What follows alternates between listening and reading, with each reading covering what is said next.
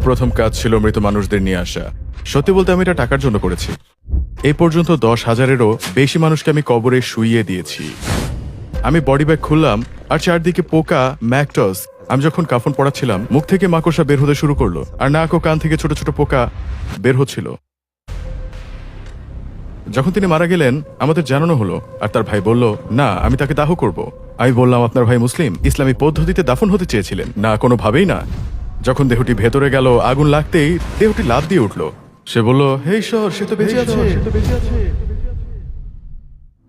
তিনি 30 বছরেরও বেশি সময় গোসলদাতা ছিলেন। তিনি আমার হাত ধরলেন আর আমার হাত তার পায়ের ওপর রাখলেন। তিনি বলেন, এখন আমি খুশি। আমি মারা গেলে তুমি আমাকে গোসল দিতে পারবে। আর পুলিশ তাদের দেখে সাইরেন বাজিয়ে থামতে বলল। তারা থামেনি, চলতেই থাকলো। শেষে গাড়িটি দুর্ঘটনায় পড়ে। 2 ছেলেই আগুনে পুড়ে মারা যায়। 99.9% পুড়ে গিয়েছিল। তারা বলল, আপনি কিভাবে গোসল দেবেন? আমি বললাম, আমাকে দিতেই হবে। তাই আমরা তাদের টেবিলে রাখলাম। যখন বাবার মৃত্যু সনদে আমার সই করার কথা মনে পড়ে, আমি গাড়ি চালাচ্ছিলাম, ভ্যানের ভেতরে এইভাবে তাকালাম আর তিনি পেছনে মৃত অবস্থায় ছিলেন। জানেন, তিনি আমাকে গোসল করাতেন আর এখন আমি তাকে গোসল দিচ্ছি।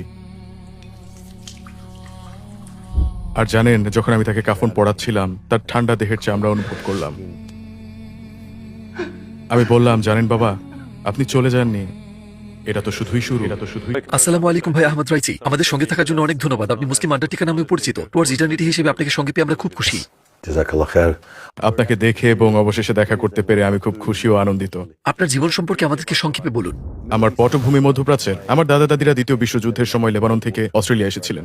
আমরা অস্ট্রেলিয়ার সিডনিতে জন্মেছি। সাধারণ এক তরুণ ছিলাম, খেলাধুলা করতাম, ক্রিকেট, সকার, অ্যাথলেটিক্স, তারপর বক্সিং, কারাটে। আর ছোটবেলায় আমার প্রথম কাজ ছিল মৃত মানুষদের নিয়ে আসা। সেখান থেকে আমি কবর খোঁড়ার কাজ শুরু করি। তারপর মৃত্যুর জগতে আরো গভীরভাবে জড়িয়ে পড়ি।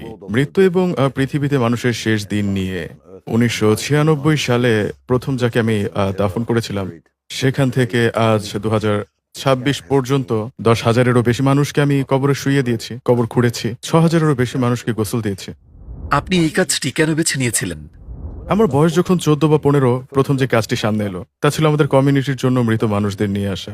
আর সত্যি বলতে আমি এটা টাকার জন্যই করেছিলাম। আমি এটা করিনি এই কারণে যে আমি মৃত মানুষ তুলতে চাইতাম, বরং মৃতদিন নিয়ে কাজ করলে বেশি টাকা পাওয়া যেত। কারণ কেউ করতে চাইতো না, আর বিষয়টা ছিল রাতে যে কোনো সময় ডাক আসতে পারে। তাই ভাবলাম এক দেহে $30, বা এটা তো ভালোই তো, সপ্তাহে 3টা পেলে $90। আমি তো ইতোমধ্যেই 1 বছরে 3 বছরের সমান আয় করে ফেলবো।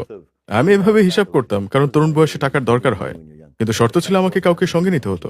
ফোন আসতো, আমি বলতাম, এই আমার সঙ্গে যাবে, ছোট একটা কাজ আছে।